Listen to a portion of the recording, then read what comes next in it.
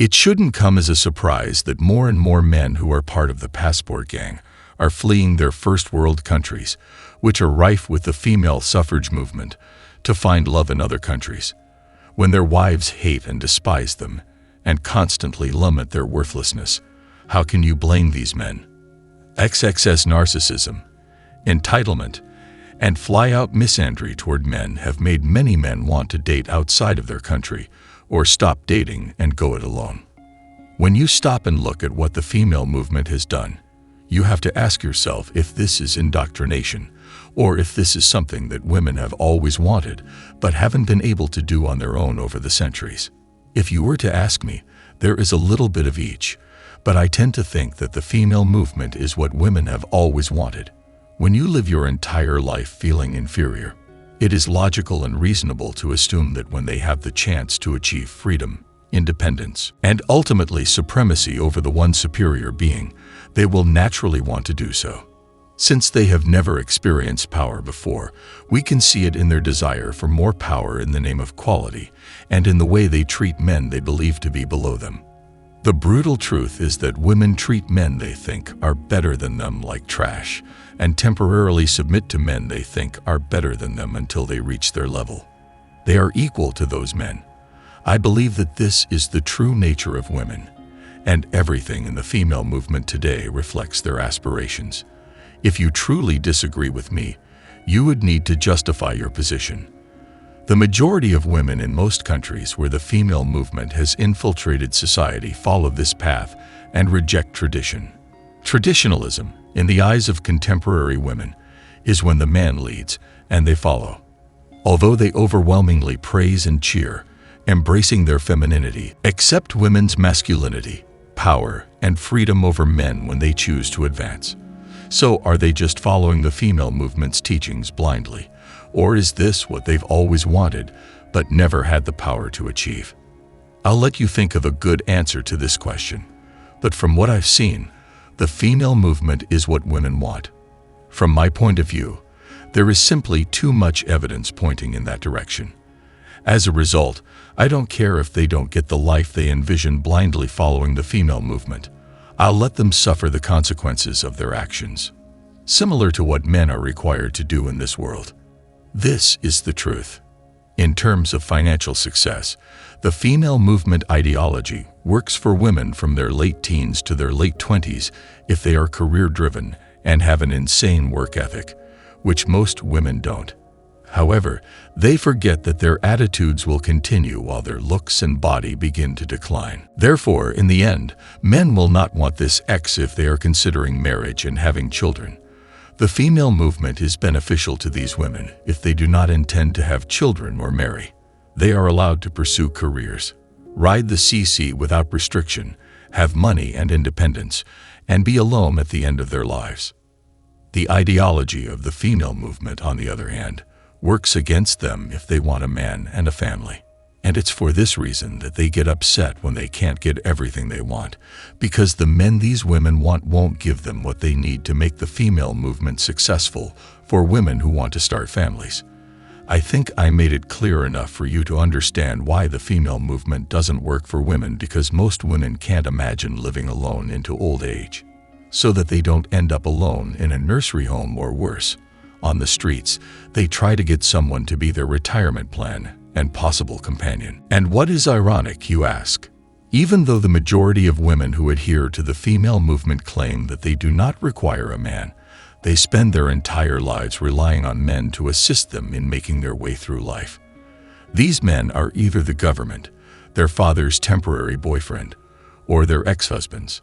Therefore, even though they are supposed to be strong and independent and do not in any way require men, they rely on men to keep them afloat each month. Based on my observations of contemporary women who support the female movement, this is the reality, and I need to bring this point home to explain why men choose to travel abroad in search of women. It's because men are getting sick and tired of modern BS, the female movement, and everything that women want are not for the benefit of men. To make matters worse, men are being turned away from these women because they cannot live up to their ridiculous standards, because of the constant disrespect and high barrier to entry required to meet one of them. Then, to top it all off, if a man can get a woman to commit, he probably gets nothing but a dead bedroom, nagging, complaining, disrespect, and eventually divorce from her. Therefore, a man must endure BS to divorce. His reward is having his children taken away from him at the end. Isn't that a great offer? Who wouldn't rush to accept that offer? Because of this, I can understand why men would want to travel abroad to find love, despite my reservations about it. Keep in mind that a lot of women will use you just like the women you're running from because they see you as an attractive target. This is something I am aware of because I have female family members who attempt to intimidate and control men to obtain green cards or aid in elevating their lifestyles. In addition, a lot of these women had boyfriends who forced them to go out with men from first world nations, have fun, and bring back money to support their families. Because we live in a cold world, I cringe when hope strategists who haven't seen this side of women tell me in the comments section that they don't understand. Since you don't live in a third world nation, you are the one who doesn't know what you're talking about. However, allow me to put you all on a game. I used to work with a coworker with whom I was friends, and I've always wondered how she managed to start a bee farm and operate taxis. So I had to ask because she could live on the passive income from her taxi business alone, while I was struggling to make ends meet with my meager salary. This is what she told me, and it will help your strategists see things differently. She told me that she and her friends used con artists to pay for their college tuition. Yes, is that what you heard? In particular, she would con men out of money while she was living in America, using the money to pay for her tuition and set herself up. Therefore, she used her sugar to pay for the 2 taxis she purchased with cash. She claimed that he only met her once, and he also gave her money to support herself and work in the United States. She probably got close to $15,000, and he was just having fun with her once. She also talked to other men. This is a true story because I know the girl and saw that she did have those 2 businesses. At least she was smart enough to put the money she got into investments rather than doing what most women would do, which is to spend it on useless things. The majority of the women in other countries are just playing a role to keep the money coming in. So those of you who think they won't manipulate and use you for their gain need to face reality. That's a RP for you guys who think it's better to date women overseas. Trust me when I say that it isn't. I've seen a lot of men be used, even helping to build a woman's house. And guess what? When that individual returned to his first world nation, another man was living there. I believe it is past due to learning the rationale behind men's decision to travel abroad and date women. I came across a Quora thread asking, why do some American men travel to other countries to find wives? Let us hear what some people had to say. I'm afraid that if I use my real name, I'll be attacked, ostracized, and shamed. And that is a component of. In a nutshell, I believe 2 factors are to blame for this one, which may bring scorn. Gender roles were clear and restrictive 50 years ago. Although the change has been costly, I am glad they have done so. Gender roles are a source of confusion for many Americans today. Few of us, whether we're male or female, know exactly what our gender is supposed to do, or even if it should be based on our gender. This is the difficult part to discuss. Using an out-of-date set of guidelines, men have been instructed on how to court women. I was raised to be a chivalrous risk with women and to treat them with respect. Chivalry makes a lot of sense in a world where men have all the power and wealth, and where women's only real role is to find a man with power and wealth. Compared to when a coworker does the same thing, the gesture of holding the door open for the CEO of your company is much more meaningful. In the past, men to women were like the CEO to the average employee. You should be courteous and kind. You use your power with grace. Now, men to women are more like coworkers to coworkers than CEOs to the employee to pay for dinner. She may still expect it, but it no longer impresses her. However, these men still hold power in many other nations, where the old rules of chivalry still apply. As a result, American men are taught to behave in a way toward women that rarely works with American women, but frequently does with foreign women.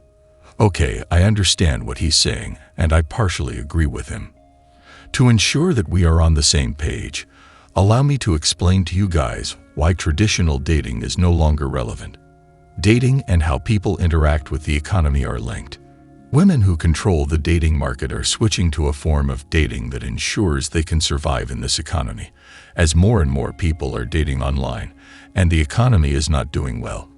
Because time is short, and they need to use dating to get through the month, you see the rise of sugar apps and spoil my culture. Therefore, dinner dates on their own are absurd.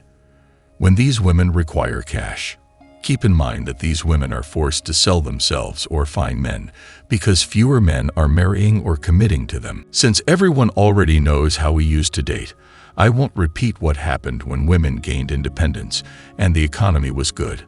I know this response is for the dating landscape we see now. You guys need to keep up with the times and realize that the kind of dating we knew is over, and that transactional relationships are taking their place right in front of your eyes. Let's move on. Second, and I'm afraid to say this, it's the one. Simply put, I believe that American women have an absurd sense of entitlement to certain things. How dare you treat us differently when we're all equal? On other issues, however, they want women to be women and men to be men. It could be, I don't need your help just because you're a man and I'm a woman, or, but you're the man and I'm the woman, so you're supposed to take care of me, depending on the situation. The problem is that these things vary from woman to woman and from circumstance to circumstance. Therefore, it is simple for men to make mistakes. We're expected to be tall, handsome, funny, successful, ideally more successful than the woman we're dating even though we're not better than her. With just enough machismo to avoid being anti-feminist, according to other responses. We only get a seat at the table because of all that. From there on, one incorrect interest or statement, for instance, stating that I don't like dogs could easily cost you your seat. I've met a lot of women who would rather wait for what they want than date a less than perfect man who wants to complicate things for them. We are supposed to know when no means yes or not yet, as well as when no one false moves one way, means that we will lose the woman we love because we are not good enough for a man. False moved in the opposite direction and was accused of assault. While many American men succeed in navigating this maze, others give up and try something simpler, such as dating foreign women. I agree with what he's saying once more. Additionally, women in poorer countries cannot afford to be entitled because the majority of them are broke. These women will not pass up a good deal just to demonstrate that they are independent when they require assistance, because many foreign men who have money land on their soil automatically become. Additionally, the government cannot support women because the nation is poor. Therefore, they must locate a man who will commit to them and assist them. Because of this, many third world nations do not experience what is going on in the United States. Get that into your head and realize that women in those nations aren't supporting the female movement because they can't afford it. Men have restricted women's access to power and freedom. The female movement is not something that society has chosen. Based on my personal experience, that is the truth. Let's take a look at one more to learn how men feel about this. The Western world, to put it simply, has lost its way. The family unit is the most significant component of any society. Values are lost when the family unit breaks apart. The social fabric is beginning to unravel. Put aside the economy. Identity politics are over. Put aside the left and right. Forget about equality, education, racism, and everything else. Everything else will soon be destroyed if the family's core is destroyed. The divorce rate in Canada is higher than 60%. I do not attribute this to women. I simply attribute our culture. I don't want to be the guy who sees my kids on weekends and becomes their uncle.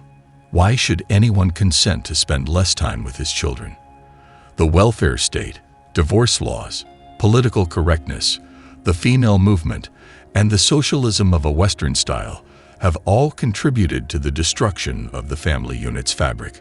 However, Filipinos are extremely close to their families. That's exactly what I want, and they would do anything for their family. It does cost money because my income has to help her parents and siblings as well as us. However, I must respect that and take the positives with the negatives. I informed you that the Asian woman in her family is an integral part of the package. Now, I don't know about you, but I'm not taking care of a woman who comes with me alone or finds another man to do that for her. I'm not responsible for the family's decline, which is the cause of the current collapse. I agree because the next generation won't be able to keep their family together if there isn't a strong family structure. Women, on the other hand, have a choice, but out of a love of money, they choose to break up the family and ruin the lives of their children. That concludes the discussion of women who leave due to amicable differences or a desire to advance. Naturally, men won't want to commit to a woman who lives in that country if they see that their sacrifice is rewarded by their wives destroying their wealth. At this particular moment, it makes perfect sense. I don't blame any of the men who go their way or get passports to look for better options overseas. Let's move on. The other factor is monetary. I can certainly understand women's desire for a man who can provide for them. It's just common sense and not egotistical or shallow. They ought to look for a man who can provide them with a home and food for their children. Nothing is wrong with it. However, I work as a freelance construction contractor. I don't make much, and at 51, I'm too old to take out a mortgage and save for the education of my children. However, I can offer a penny a high-quality, highly desirable life. I don't need to borrow money in the Philippines to buy a decent house.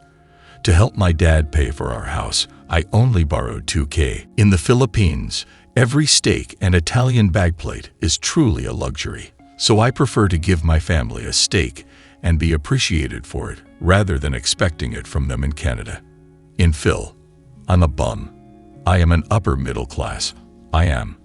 Why should I choose to remain a bum willingly? Men just want to be acknowledged for the effort they put into supporting their families.